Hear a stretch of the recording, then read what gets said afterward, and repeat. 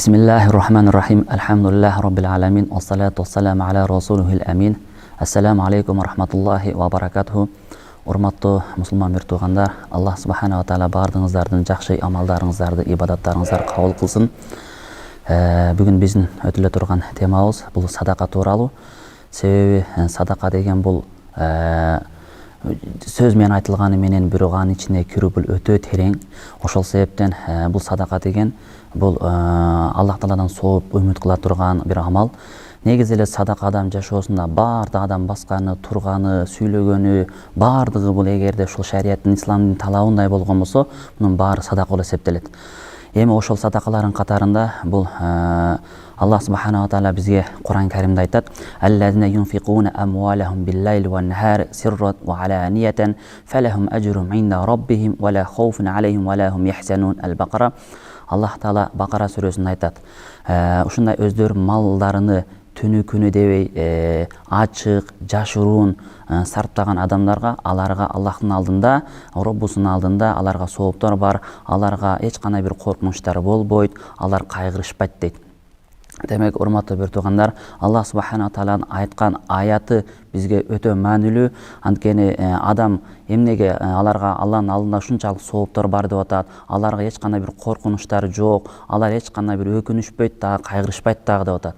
Булар кимдер? Булар ушул түнү күнү дебей өздөрүнүн малынан, өздөрүнүн байлыгынан, кийим кече болуу, тамак аш болуу, кандай нерсе болсун муктаждарга же болбосо башка бирөөлөргө бир жардам иретинде нафака бере турган болсо, иншаллах буларга Аллахтын вадалары бар экен.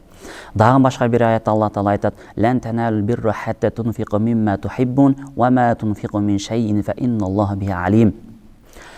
Силер өзүңөр жакшы көргөн нерсеңерди сарфтамайынча, мисалы ал байлык болсун, башка нерсе, өзүңөр жакшы көргөн нерсеңер сарфтамайынча силер жакшылыкка жетпейсиңер. Ва ма тунфиqu мин шайин, силер эмне нерсени эгер сарфтай турган болсоңор, Аллах тааланын билип туруучу зат дейт. Ошондуктан урматтуу бир туугандар, бул наф садака бул дагы Аллах тааланын бир чоң бир исменен бизге берген бир жакшылыктын чоң нематы. Бул нематты дагы Аллах таала өмүр берген убакытта бул өмүрдү кадырлап, убакытты кадырлап, ушул колдон келишинче кедейлерге, кол муктаждарга канча болсо дагы, көп суммада болбосо да, аз болсо дагы бере турган болсо, иншаллах менен бизге Аллах таалам ошонун эсен 10 эсе, 20 эсе, андан да көп эсе кылып берет Аллах таала. Себеби биздин кылып жаткан жакшы иштерибиздин баардыгын Аллах таала билип көрүп турат. Ушул туурасында дагы хадисте пайгамбар айтат: "Ан Аби Кабшата Амр ибн Саид ал-Анмари радияллаху анху аннаху сами'a Расулуллах саллаллаху алейхи ва саллям якул: "Саласатун уqsimu алейхинна ва ухаддисукум хадисан фахфазуху ма нақаса малу абдин мин садақатин". Бул жерде Ан Аби Кабша Анмари радияллаху анху пайгамбарыбыз саллаллаху алейхи ва саллям айтып жатканын айтат. Угуп айтат: "Пайгамбарыбыз саллаллаху алейхи ва саллям айтты" дейт. Бул жерде пайгамбарыбыз бизге 3 нерсеге касам ичип, ошондой эле ага көңүл бургула, ага ар бир сөзүмө маани бергиле деп пайгамбарыбыз саллаллаху алейхи ва саллям айтып атат. Мен 3 нерсеге касам ичип айтамын, жана аны силер болсо аны сактап калгыла, эсиңерге тутуп калгыла деп. Ма нақаса мала абдин мин садака. Бул дегени пайгамбарыбыз айтты, кайсы бир адам өзүнүн жаныдан, бир байлыгыдан бир садака кыла турган болсо, садака бере турган болсо, анын байлыгы кемип калбайт деди. Көрдүңүздөрбү? Биз ойлойбуз, эгер жаныбыздан бир садака бере турган болсок, биздин акчабыз кемейип калат, биздин нафсибиз ошентип азгырат, же шайтан азгырат, канча бир тыйының болсо, сен ошол тыйның азайып калат дейт. Жок, андай эмес. Тескерисинче, пайгамбарыбыз саллаллаху алейхи ва саллям айтып атат: "Ма нақаса мала абдин". Эгер садака бере турган болсо, анын садакасы кемейип калбайт, азайып калбайт деди. Тескерисинче, юбарик, Аллах таала ага берекесин берет, Аллах таала ага көбөйтүп берет, 10 эсе кылып көбөйтүп берет дейт. Себеби урматтуу бир туугандар, себеби Аллах субханала таала Кур'анда айтат: "Ва ма анфaqtum мин шайин фахуа юхлифуху". Бул дегени Аллах силер качан бирдекени бирөөгө бир сарфтай турган болсоңор, бере турган болсоңор, Аллах таала тез арада андан башкасынын ордуна дагы силерге берет дейт да. Ошол себептен биз ойлогон нерсе бул эч качан туура эмес. Пайгамбарыбыз саллаллаху алейхи ва саллям айткан сөзү, пайгамбарыбыз эч качан өзүнүн тарабынан сүйлөгөн эмес, пайгамбарыбыз өзүнүн нафсинин тарабынан сүйлөгөн эмес, пайгамбарыбыз Аллах таала вахий кылган нерсени гана айткан. Ошондой эле пайгамбарыбыз саллаллаху алейхи ва саллям дагы бир хадисте айтат: An Abi Hurayra radhiyallahu anhu قال قال رسول الله صلى الله عليه وسلم سبعة يظلهم الله في ظله يوم لا ظل إلا ظله. Бұл дегені пайғамбарымыз айтады, 7 түрлі адам бар дейді. Ал адамны қиямат күні ешбір көлөкө жоқ болған уақытта Аллах субхана тағала өзінің көлөкөсін алады дейді. Алардың біріншісі имамун адилун, мындайша айтқанда адилеттүү падыша.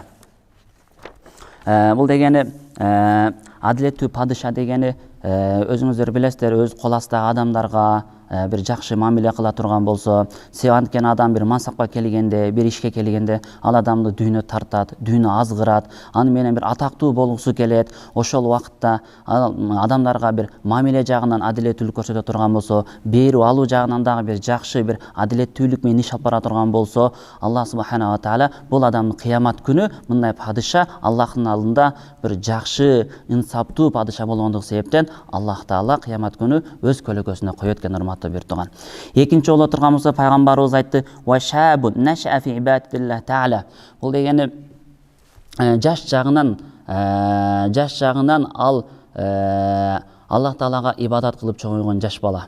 Мындайча айтканда, ал азыркы учурда бизде бардығы телефон менен, ошондой эле бир көчөлөрдү кыдыруу менен жана башка бардык иш аракеттер менен алек болуп жүрөт. Азыркы учурда бир фитна заманы, бардык жагынан азгырыла турган убакыт. Бирок ошолорго карабастан ата-энеси аларга жакшы таалим тарбия берип, аларга Алла Тааланын буйругундай кылып аларга бир Куран окутуп, же болбосо аларга бир мечиттерге бар деп мечиттерге жөнөтө турган болсо, жакшы таалим тарбия бере турган болсо, бул адамда жаш жанынан баштап чоңойгонго чейин, өмүрүнүн аяга чейин ушундай өсө турган болсо, Аллахтын буйругундай кылып, демек бул баладагы кыямат күнү Аллахтын көлөкөсүндө болот экен.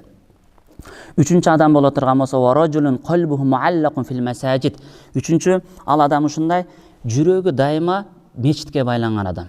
Себеби мечитте фарздар окулат, важип намаз окулат. Ошол себептен биз 5 маал намаз, бир учурда азан комат айтылат. Ошол убакытта адамдар мечитке келип, жамаатка кошулуп, себеби жамааттын бир болушу, алардын бири-бириге ынтымак болот, алардын ортосунда биримдик болот, бири-бириге сүйүү, мухаббат болот. Ошол себептен бул жерде жүрөгү мечитке байланган адам дагы кыямат күнү ушундай Аллах Тааланын көлөкөсүндө болот деди. Төртүнчүсүн айтты: "Раджулан тахаба филлахи иштама алейхи ва тафаррака алейхи." Төртүнчү адам ушундай Алланын ыраазылыгы үчүн эки адам бири-бирине жакшы көрүп жолукса, эки адам бири-бирин Алланын ыраазылыгы үчүн бири-биринен ажыраса, бул дагы көлөкөдө болот. Эмнеге? Себеби булар экөө Алланын ыраазылыгы үчүн жолугуп атат, Алланын ыраазылыгы үчүн бири-бирине учурашып атат. Себеби булар өздөрүнүн бир максатын көздөш үчүн жок, же бир дүйнөгө жетиш үчүн максат болгон жок. Балким тескерисинче экөө Алланын ыраазылыгы үчүн жолуга турган болсо, Аллах субхана ва таала мындайча айтканда кыямат күнү өз көлөкөсүнө алат экен ушундай адамдарды. Ал эми бешинчиси боло турган болсо, ушундай бир жакшы, бир сулуу, ушундай бир мансаптуу аял bir azgırıp adam çakıra turgan bolsa, al adam inna khafallahu taala, jok men Allah'tan korkomun, men mындай işke barbayмын, Allah Taala mындай işti bizge aram kılgan dep andan alыс bola turgan bolsa, al adamdagı kıyamat günü Allah Taala'nın kölökösүндө болот экен. Ал эми алтынчысы боло турган болсо, ушул темага байланыштуу хадисте пайгамбарыбыз айтты дагы: "Варажулун тасаддака би садакатин фа ахфа хатта ла та'лама шималуху ма тунфиqu yaminuhu." Bir adam эгер садака бере турган болсо, ал садака бергени жашыруун берип, ал оң колу бергени соң колун билбей калган болсо, демек бул адамдагы кыямат күнү Аллах Тааланын көлөкөсүндө болот экен. Урматтуу мусулман бир туугандар, бул айтылган хадистердин баардыгы бул жөн эле айтылган нерсе эмес. Мунун баардыгы өзүбүздүн жашообузга керектүү. Биз баарыбыз бул дүйнөдөн келдик, бир күн кетебиз.